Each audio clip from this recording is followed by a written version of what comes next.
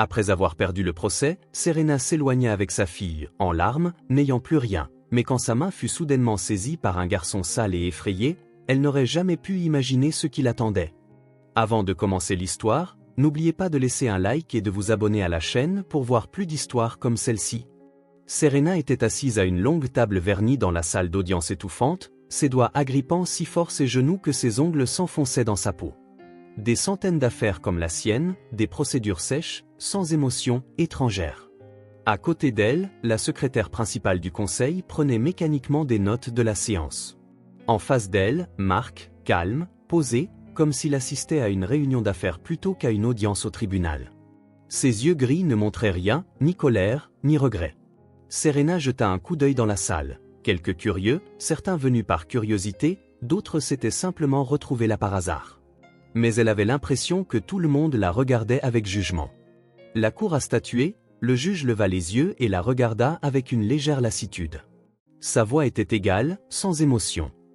Les biens acquis conjointement seront divisés comme suit. La voiture et la maison de campagne restent aux défendeurs, car elles ont été achetées par ses parents. La question du logement est résolue en faveur du défendeur. La plaignante recevra ses effets personnels, une télévision, un réfrigérateur. La garde de l'enfant mineur est transférée. Elle n'était même pas surprise. Tout allait dans cette direction. Elle regarda Marc. Il ne sourcilla même pas, n'essaya pas de protester, de proposer quelque chose en échange, au moins pour leur fille. Cet arrangement lui convenait parfaitement. Rien ne peut être changé, fulgura dans son esprit. Le juge continuait de parler, mais Serena n'écoutait plus. Le bourdonnement dans ses oreilles noyait les mots et ses pensées s'en mêlaient. C'était ça. 12 ans de mariage, des années qu'elle avait considérées comme heureuses. Et à la fin, le tribunal et différents papiers. Une signature acceptant de renoncer à sa fille. Elle regarda un nouveau Marc, mais il ne la regardait plus. Il signait des documents sans réfléchir, renonçant à l'enfant, sa propre fille. Serena ferma involontairement les yeux. Comment quelqu'un pouvait-il renoncer si facilement à son propre enfant? La salle devint silencieuse. C'est tout, demanda enfin Marc, comme s'il venait de conclure des négociations, et non de trahir sa famille. Oui, la séance est terminée, acquiesça le juge. Serena ne put se lever immédiatement. Ses jambes semblaient de plomb. Rachel, son amie, la prit par le coude. Allons-y. Serena hocha la tête, sentant son corps bouger automatiquement tandis que son esprit semblait être resté coincé dans la salle d'audience. Et maintenant? Dans la rue, elle prit une profonde inspiration d'air froid et réalisa qu'elle n'avait plus de maison.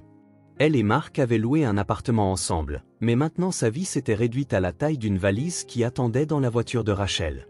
Mais il y avait un endroit où quelqu'un l'attendait, la maison de son enfance, la petite cabane du village laissée par ses parents. Serena regarda Alice. La fillette de 10 ans se tenait à côté d'elle, tenant la main de sa mère, essayant de sourire, bien qu'elle ne comprenne pas entièrement ce qui se passait. Serena serra ses doigts en réponse. On s'en sortira, se dit-elle, mais son cœur était empli de doutes. À la gare de banlieue, il y avait une odeur de café et d'humidité. Les gens se dépêchaient, traînant de lourds sacs, s'affairant près des guichets, parlant, créant un bruit de fond étouffé comme un bourdonnement d'abeilles. Serena se tenait près du guichet, serrant fermement un sac de voyage usé dans une main et la paume de sa fille dans l'autre. Le dernier train pour sa ville natale partait dans 40 minutes. « Maman, est-ce qu'on va rester là-bas longtemps ?» demanda doucement Alice, levant les yeux vers elle. Serena baissa son regard vers sa fille. Il n'y avait aucune anxiété dans sa voix, seulement une légère curiosité. Elle ne comprenait pas encore toute l'étendue des changements. « Chez nous, ma chérie » murmura-t-elle. Pendant longtemps, le mot « chez nous » sonna étrange. Chez nous, cela avait-il jamais vraiment été un foyer pour elle? Quand elle fermait les yeux, elle se souvenait de la cabane de ses parents, vieille, aux murs de bois sombre, sentant la résine. Elle avait été abandonnée pendant des années, et Serena n'avait aucune idée de son état. Combien d'années s'étaient écoulées depuis sa dernière visite? 16, 20? Serena n'avait que 5 ans lorsque ses parents l'avaient emmenée loin, dans cet endroit chaud et ensoleillé. Il y avait des médecins dévoués à leur profession, et la mission semblait être une autre étape vers quelque chose d'important. De longues rues avec des maisons blanches, l'odeur des grenades et des pêches, du thé noir épais avec du sucre, tout cela était à jamais gravé dans sa mémoire d'enfance. Et aussi une femme aux cheveux noirs et au regard chaleureux. C'était la propriétaire de la maison où il louait. Gentille, stricte, attentionnée. La petite Serena aimait s'asseoir à côté d'elle, la regardant cuire le lavage dans le four chaud. Mais ensuite vint la maladie, l'épidémie de choléra. Ses parents se précipitèrent pour sauver les gens, ne pensèrent pas à eux-mêmes, ne remarquèrent pas les premiers symptômes.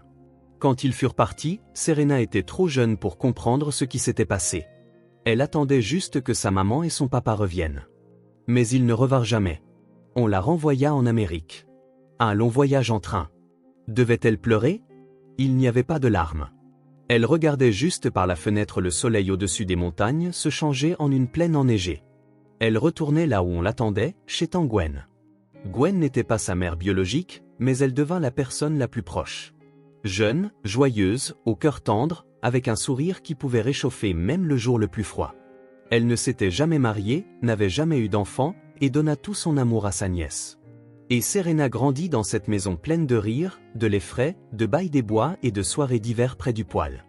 Mais chaque année qui passait, elle se sentait de plus en plus attirée au-delà du village. Elle rêvait de la ville, d'une vie avec des lumières vives, de nouvelles personnes et de grands rêves.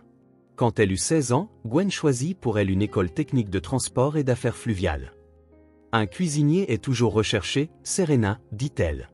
Les gens peuvent renoncer à tout, mais pas à la nourriture. Serena n'objecta pas. L'essentiel était de partir. Et puis, dans cette ville, elle le rencontra, Marc. Il avait 5 ans de plus qu'elle, ingénieur maritime, un gars avec des rêves, des mains fortes et un sourire qui pouvait faire fondre la glace. Ils se rencontrèrent à une fête du Nouvel An à l'école technique. Musique, lumière, l'éclat scintillant des guirlandes. « Tu danses » demanda-t-il en lui tendant la main.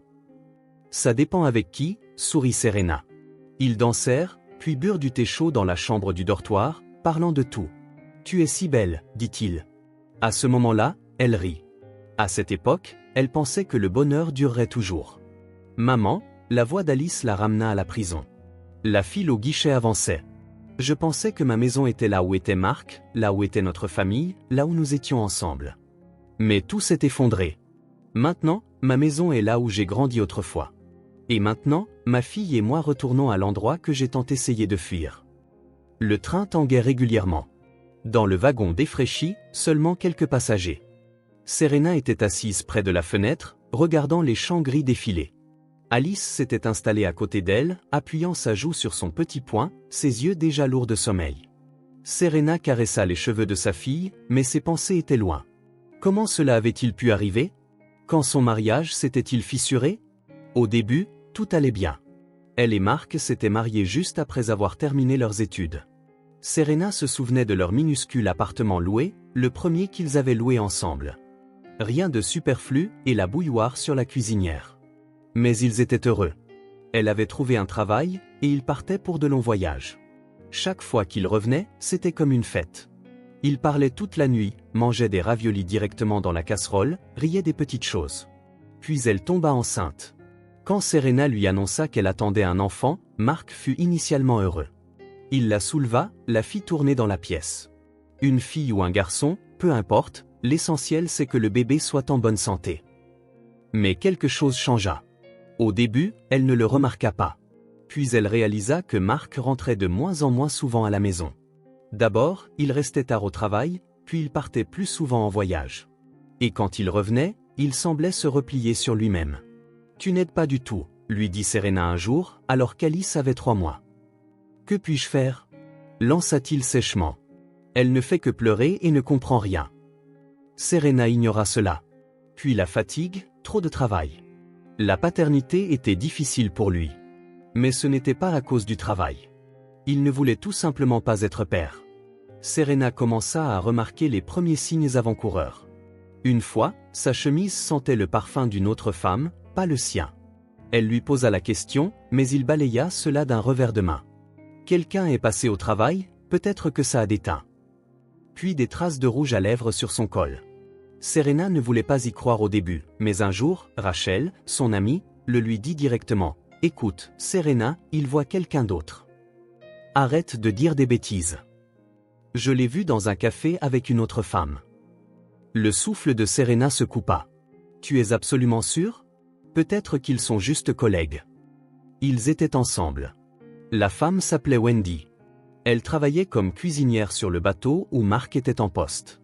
Brillante, soignée, confiante. Serena garda espoir jusqu'au dernier moment que ce n'était pas vrai.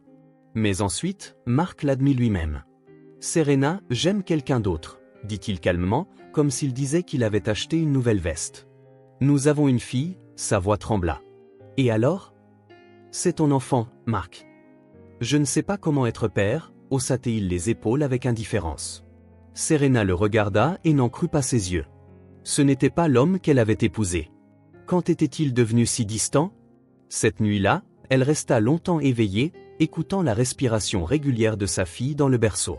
Puis elle se leva et alla dans le salon. Mark dormait sur le canapé. C'était leur dernière nuit ensemble sous le même toit. Le lendemain, il partit et ne revint jamais. Le train ralentit. Bientôt, la gare apparut. Serena secoua la tête, chassant les souvenirs. « Ma chérie, nous y sommes presque », murmura-t-elle à Alice. Alice hocha la tête avec fatigue, bâilla et se blottit contre sa mère. La nuit était fraîche, et devant eux se trouvait la vieille maison, une maison qui serait désormais leur seul refuge. La gare les accueillit avec un quai désert et un vent froid, sentant la terre humide et l'humidité de l'automne. Le train frissonna, presque comme pour dire au revoir, et s'éloigna lentement, disparaissant dans l'obscurité. Serena lutta pour soulever la lourde valise, tenant fermement la main d'Alice dans l'autre. La petite fille marchait à tâtons à côté d'elle, frissonnant dans le froid. « Maman, c'est encore loin ?» demanda-t-elle en tirant les manches de sa veste sur ses mains gelées. « Non, ma chérie, je vais appeler une voiture maintenant », dit Serena doucement, essayant de garder sa voix calme. Mais à l'intérieur, tout tremblait. Elle regarda le quai vide, les vieux bancs en bois, les poubelles où des cigarettes jetées fumaient encore, et sentit un vide se former en elle. Tout ici était pareil à ce qu'il y avait 10 ans, et pourtant si étranger. Elle était revenue dans sa ville natale, un endroit où elle avait juré de ne jamais revenir. Serena ne se souvenait plus comment il s'était retrouvé dans la cuisine, mais la dernière scène se rejouait dans son esprit. Elle se tenait, s'accrochant au dossier de la chaise. Mark était en face d'elle. Il n'essayait même pas d'avoir l'air coupable. « As-tu signé les papiers renonçant à tes droits sur Alice ?» demanda-t-elle lentement, comme si elle ne le croyait pas elle-même. « Oui, ce n'est qu'un bout de papier. » Il le dit comme si on lui avait demandé de signer des documents administratifs de routine. Serena déglutit difficilement. « Tu es sérieux ? Ce sera plus facile comme ça, haussa-t-il les épaules. Tu voulais que je paie une pension alimentaire. C'est mieux si je renonce à mes droits pour que tu ne reviennes pas me voir avec des exigences plus tard. » Elle, sa voix se brisa. Elle voulait crier, elle voulait le frapper au visage, lui jeter quelque chose. Mais à l'intérieur, il n'y avait rien. « Mark, c'est ta fille. »« Serena, arrête », soupira-t-il avec lassitude. « Je ne sais pas comment être père. Je n'ai jamais voulu l'être. Tu le sais. » Elle le savait. Elle avait toujours su qu'il n'était pas intéressé à jouer avec Alice, qu'il ne la serrait pas dans ses bras le matin, qu'il évitait les conversations sur l'école, les maladies infantiles, les dessins animés. Mais c'était une chose de soupçonner, et une autre de l'entendre en face. « Tu ne sais pas à quel point ça fait mal », murmura-t-elle. « Tu t'en sortiras, dit-il calmement. Tu t'en sortiras, comme si elle avait simplement perdu son emploi, et non pas été laissée seule avec un enfant, sans soutien, sans maison, sans mari. Mark se leva, se dirigea vers le placard, sortit une enveloppe et la jeta sur la table. « Tiens, dit-il. De l'argent. » Serena ne regarda même pas l'enveloppe. « Tu détruis tout, et tu penses que l'argent peut remplacer ça ? Une famille ? C'est tout ce que tu peux donner ? » Elle voulait dire qu'il pouvait donner bien plus, qu'Alice n'avait pas besoin de ses aumônes, elle avait besoin d'un père. Mais elle savait qu'il ne comprendrait pas. Il avait déjà fait son choix, et il semblait ne pas le regretter du tout. Serena prit la valise et quitta silencieusement l'appartement, claquant la porte derrière elle. Ils ne se parlèrent plus. Elle revint à la réalité lorsque le vieux camion usé s'approcha du quai. Le chauffeur passa la tête par la fenêtre. « Serena ? » ?»« Oui, c'est moi. »« Eh bien, regarde-toi. Ça fait des années. Je t'ai reconnu tout de suite. » Elle sourit faiblement. « Salut, oncle Mark. Tant Gwen a dit que tu venais. Elle a tout préparé, chauffé la maison. » Il l'aida à charger la valise dans la voiture. « Merci », murmura-t-elle en s'asseyant à côté de sa mère.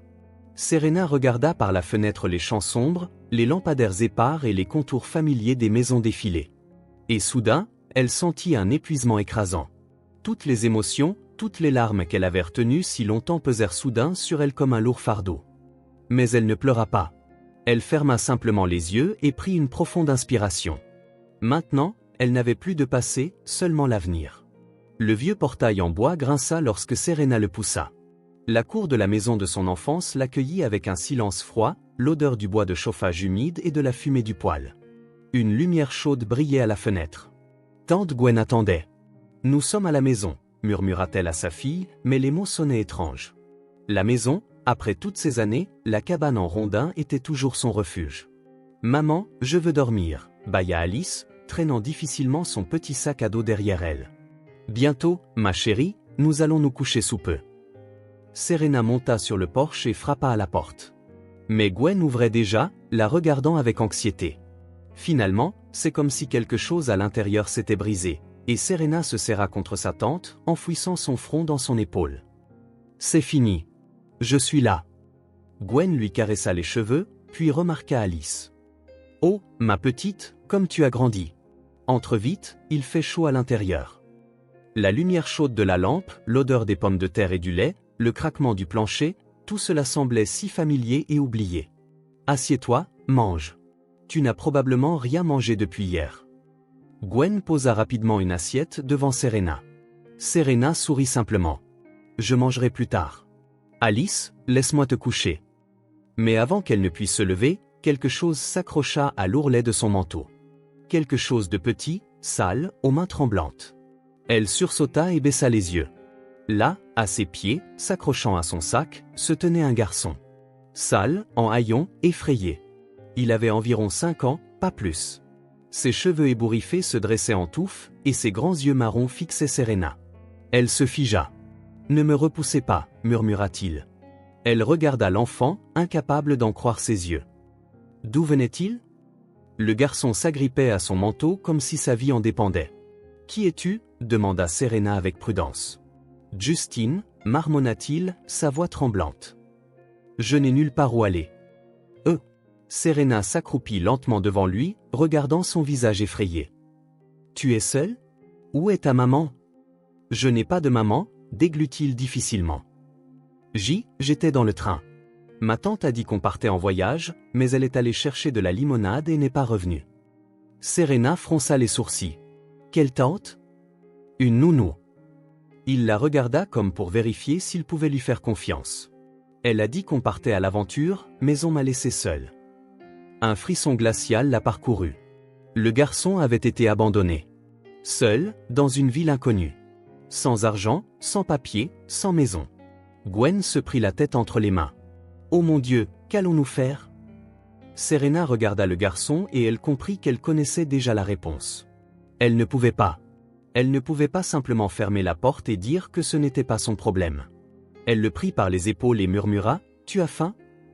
Justine hocha la tête et Serena lui tendit une cuillère. « Alors, mange d'abord, et ensuite nous verrons ce que nous ferons. » Il attrapa avidement la cuillère et commença à manger à la hâte, comme s'il craignait que quelqu'un ne lui prenne sa nourriture. Serena soupira en le regardant. Il s'était retrouvé avec elle, mais peut-être n'était-ce pas une coïncidence. Le garçon mangea rapidement, avalant de grosses bouchées de nourriture comme s'il n'avait pas mangé depuis des jours. Serena le regarda en silence jusqu'à ce qu'Alice, déjà en pyjama, s'assoie à côté d'elle et bâille. « Maman, qui c'est ?» demanda-t-elle d'une voix endormie, regardant le petit invité. Serena passa la main dans les cheveux de sa fille. « C'est Justine. Il va rester avec nous un moment. » Justine leva les yeux vers elle, effrayée mais reconnaissant. Tante Gwen se tenait à proximité, fronçant les sourcils. « Tu es sûre ? Ce n'est pas un jouet. C'est l'enfant de quelqu'un d'autre. Comprends-tu seulement ce qui va se passer s'il le cherche ?» Serena prit une profonde inspiration. « Je ne peux pas le jeter dehors. Et où irait-il » En entendant cela, Justine serra encore plus fort son manteau. « Je ne veux pas aller à la police, » murmura-t-il. « Ils m'enverront dans un orphelinat. » Serena sentit quelque chose s'agiter en elle. Elle regarda le garçon, maigre, fatigué, avec des yeux d'adulte, et comprit. Il ne croyait plus que quiconque puisse le protéger. « Calme-toi, Justine, personne ne va t'emmener nulle part, » dit-elle doucement. Il hocha la tête, mais ne la crut manifestement pas tout à fait. « Très bien, marmonna Gwen. Il a besoin d'un bain. Il est sale comme un peigne. Serena sourit. Justine, allons te laver, et ensuite au lit. L'eau du bain devint rapidement trouble. Serena le savonna soigneusement, essayant de ne pas faire de mouvements brusques. Il restait assis, immobile, ne sursautant qu'occasionnellement. « C'est chaud ?» demanda-t-elle. Il hocha la tête sans lever les yeux. Elle prit une serviette et l'enveloppa dedans. Maintenant, au lit. Alice dormait déjà, recroquevillée sur son côté du lit. Serena coucha Justine à côté d'elle. « Mets-toi à l'aise. » Il s'allongea prudemment, tira la couverture sur lui et expira. « Merci, » dit-il si bas que Serena l'entendit à peine. Elle sourit. « Dors, Justine. Demain, on trouvera une solution. » Quand Serena retourna à la cuisine, tante Gwen attendait déjà. « Eh bien, raconte-moi, » dit-elle sévèrement. Serena haussa les épaules. « Je ne sais pas, tante. Il est juste apparu. Il s'accrochait à ma valise comme à une bouée de sauvetage. Tu comprends bien que maintenant, tu es responsable de lui ?» Serena hocha la tête. « Oui. As-tu la moindre idée de qui sont ses parents ?» Serena réfléchit un instant. Il a dit que sa nounou l'avait emmené en voyage et avait ensuite disparu. Suspect, marmonna Gwen. Serena but une gorgée de thé et regarda par la fenêtre. Demain, j'essaierai d'en savoir plus. Gwen soupira. Tu as toujours eu un grand cœur, Serena. Mais ne te mets pas dans le pétrin. Serena sourit tristement. Il semblait que les ennuis avaient déjà trouvé leur chemin jusqu'à sa maison. Serena se réveilla à cause d'un mouvement prudent à côté d'elle. Elle ouvrit les yeux, vit Justine. Il était assis sur le bord du lit, enveloppé dans une couverture, regardant silencieusement par la fenêtre. « Tu n'as pas dormi ?» demanda-t-elle en s'asseyant à côté de lui. Le garçon secoua la tête. « J'avais peur qu'il me laisse encore », admit-il doucement. Serena sentit sa poitrine se serrer de pitié. Elle lui prit la main. « Justine, je ne te laisserai pas. » Il la regarda longuement, puis hocha prudemment la tête. « D'accord. » Ils prirent leur petit déjeuner en silence. Tante Gwen, en grommelant, empila une montagne de crêpes pour Justine, mais il mangea jusqu'à la dernière miette. Quand les assiettes furent vides, Serena décida enfin d'apprendre la vérité. « Justine, parle-moi de tes parents. » Le garçon se figea. « Je n'ai qu'un papa. Je ne me souviens pas de ma maman. »« Et où est-il » Justine baissa la tête. « Il est à Moscou. Il est riche, mais il n'a pas besoin de moi. » Serena fronça les sourcils. « Pourquoi penses-tu ça » Justine pinça les lèvres. « Il travaille toujours. Je le vois à peine. » Serena sentit une vague d'amère compréhension monter dans sa poitrine. Un autre père qui avait abandonné son enfant. « Qui t'a emmené » demanda-t-elle doucement. « La nounou. Elle s'appelait Betty. Elle a dit qu'on partait en voyage, mais ensuite jeta un coup d'œil à tante Gwen. Celle-ci soupira. « Il y a quelque chose qui ne va pas ici. » Après le petit déjeuner, Serena installa Justine sur le canapé et ouvrit son ordinateur portable. « Comment s'appelle ton père » Le garçon hésita, puis dit doucement « George Miller ». Serena se figea. Le nom lui semblait familier. Elle le tapa rapidement dans la barre de recherche. Une multitude de liens apparurent. George Miller, propriétaire d'une chaîne de restauration rapide, l'un des hommes d'affaires les plus prospères du pays. Serena cligna des yeux, incrédule. Cet homme était-il vraiment son père? Elle regarda Justine. Maintenant, elle comprenait pourquoi il avait des traits si fins, pourquoi il parlait si clairement. Il venait vraiment d'une famille riche. Il avait été abandonné. Mais elle ne savait pas quoi faire ensuite. Une chose était claire, Justine n'était pas seulement un enfant perdu. Il était l'héritier de quelqu'un. Serena était assise devant l'ordinateur portable, fixant la photo de George Miller, sentant une étrange sensation grandir dans sa poitrine. Cet homme, c'était le père de Justine. Sur l'écran, il y avait un homme grand, la quarantaine, les cheveux grisonnants, les yeux légèrement bridés et un regard confiant. Propriétaire de la plus grande chaîne de restauration rapide, disait l'article. Serena regarda à nouveau Justine. « C'est vraiment ton papa ?» Le garçon hocha la tête. « Il y a le même hamburger dans son bureau » dit-il en pointant l'écran. Serena réfléchit un instant. Cet homme ne sait même pas que son fils est perdu. Ou peut-être qu'il ne le cherche tout simplement pas. « Justine, raconte-moi tout depuis le début » demanda-t-elle doucement. Le garçon resta silencieux un moment, puis soupira. Je vivais dans une grande maison, commença-t-il. Mais je voyais rarement mon père. Il travaillait toujours. Serena hocha la tête. Qui était avec toi? Grand-père et grand-mère. Ils m'aimaient. Mais ensuite, ils sont partis. Serena fronça les sourcils. Pourquoi? Grand-père est tombé malade. Le docteur a dit qu'il devait vivre au bord de la mer. Lui et grand-mère ont déménagé. Et ton père? Justine haussa les épaules. Il a engagé une nounou. Betty. Oui. Elle était gentille. On se promenait, on lisait des livres. Mais ensuite, elle a commencé à devenir nerveuse. Nerveuse? Demanda Serena. Justine hocha la tête. Elle a dit qu'elle devait partir d'urgence et m'a proposé une aventure. Serena sentit un frisson glacial lui parcourir l'échine. T'a-t-elle kidnappé? Justine réfléchit un moment. Elle n'a pas dit qu'on s'enfuyait. Elle a juste fait ses valises un jour et acheté un billet. Puis nous étions dans le train.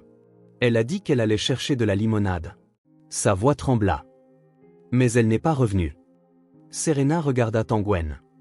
Cela ressemble à un kidnapping. Gwen soupira lourdement.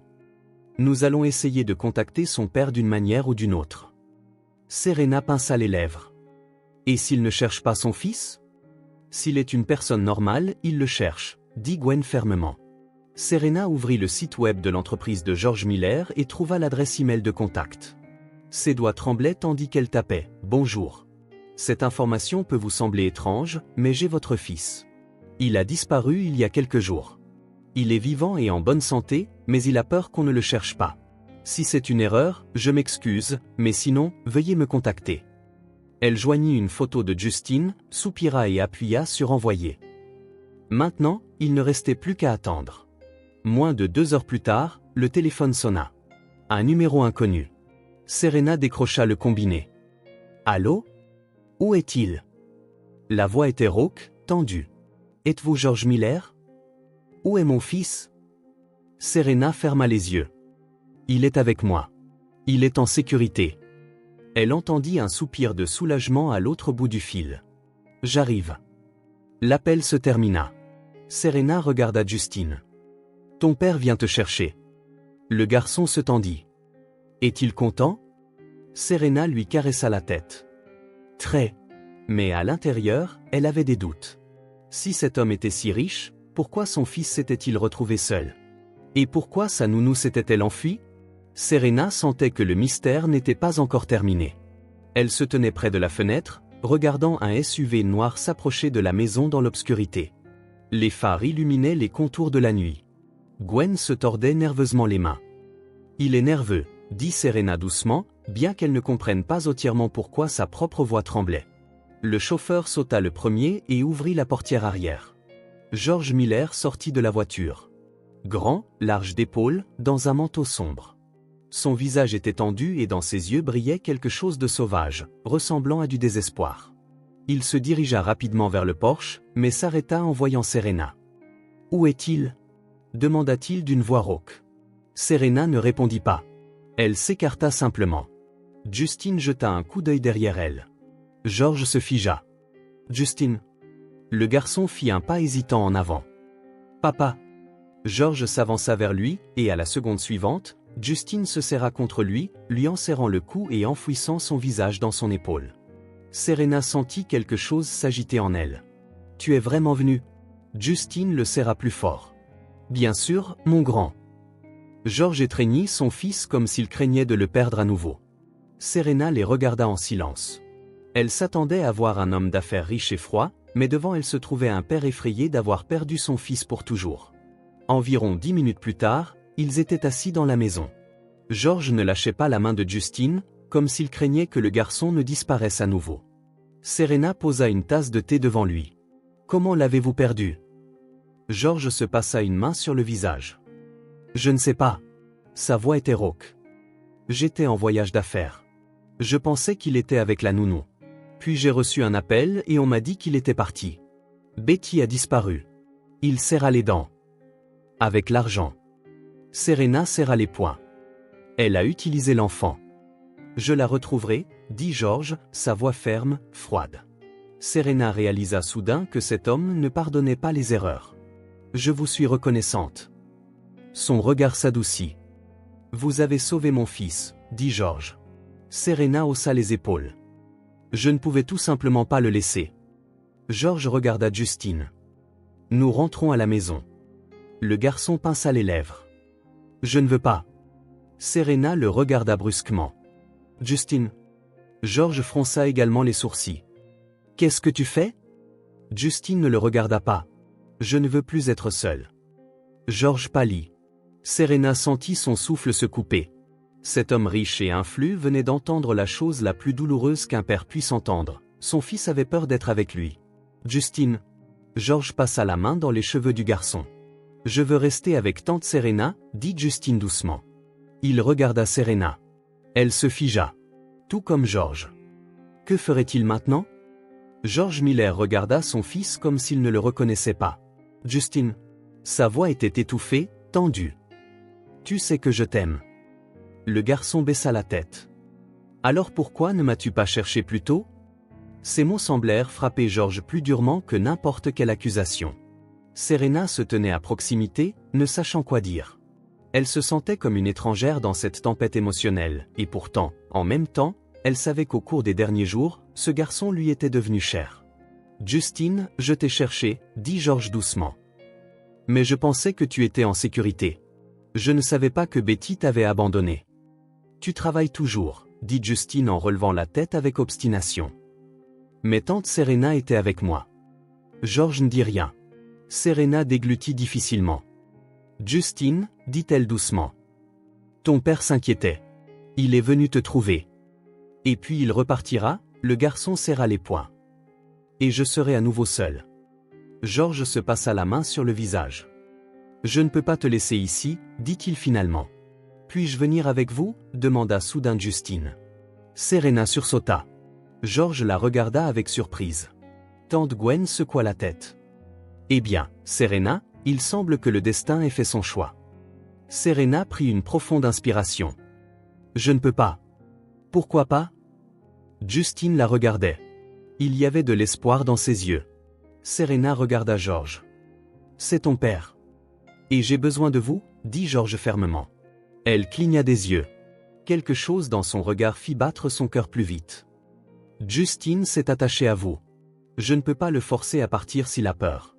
Mais je peux vous demander de venir avec nous. Le silence dans la pièce devint presque tangible. Serena sentit sa poitrine se serrer.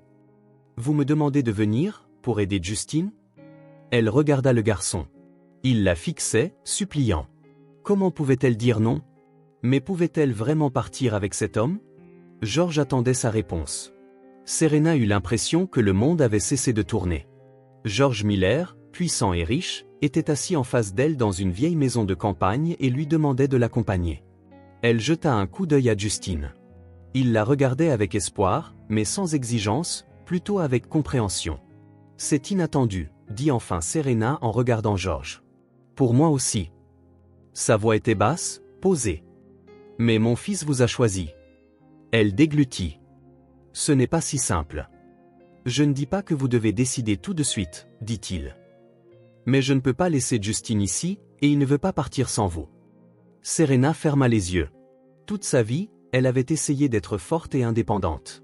Après le divorce, elle s'était jurée de ne plus jamais laisser quelqu'un d'autre prendre des décisions pour elle.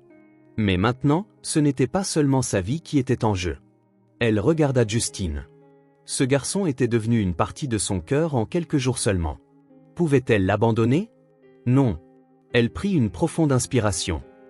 D'accord, dit-elle. George inclina légèrement la tête. Cela signifie que vous êtes d'accord? Serena hocha la tête. J'irai. Justine releva la tête, puis lui jeta soudain les bras autour du cou. Merci. George les regarda. Il y avait quelque chose d'étrange dans ses yeux, presque chaleureux. Alors, commencez à faire vos valises, dit-il. Nous partons demain matin. Serena sortit, respirant l'air frais. Tante Gwen la suivit, les bras croisés sur sa poitrine. Tu es sûre, Serena? Serena hocha la tête. Oui. Gwen soupira lourdement. Tu as un cœur bon, ma fille.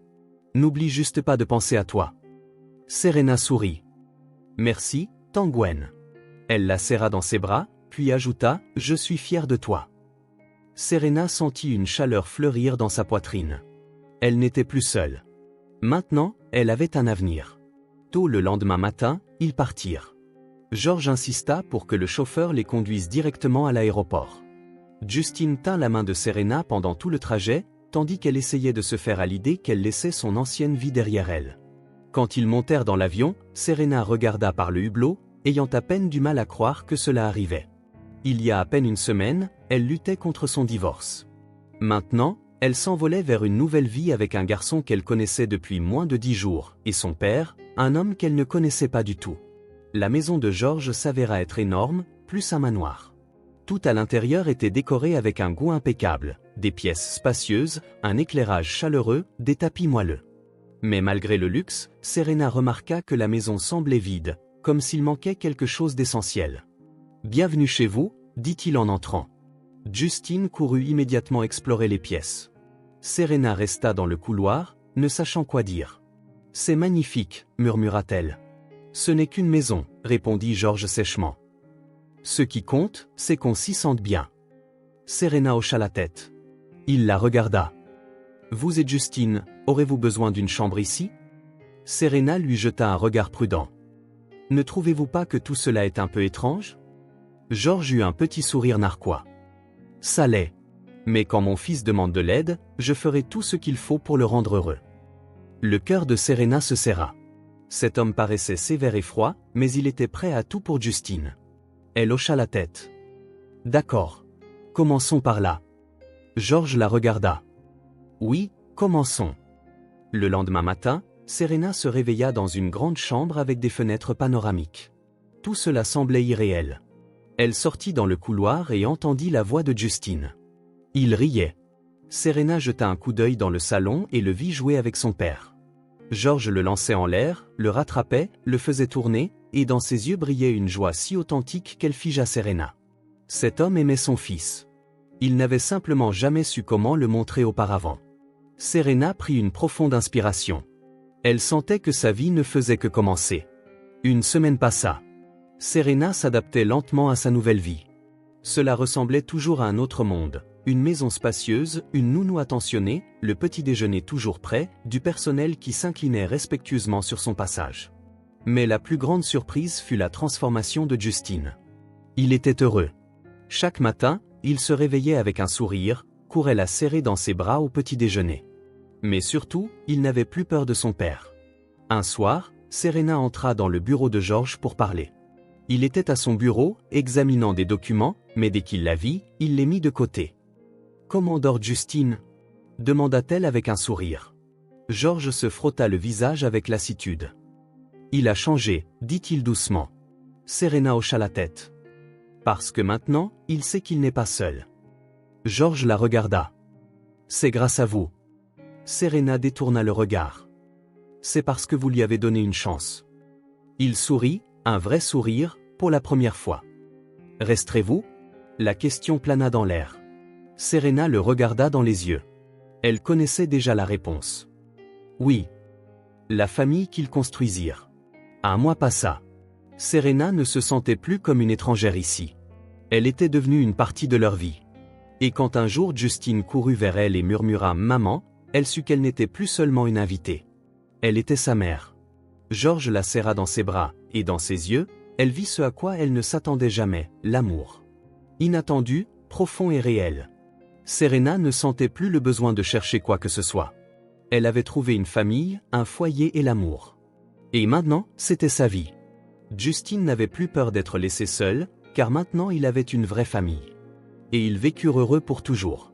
Cette histoire touchante et sincère montre que la famille n'est pas toujours une question de sang, c'est une question de personnes qui choisissent de rester, quoi qu'il arrive.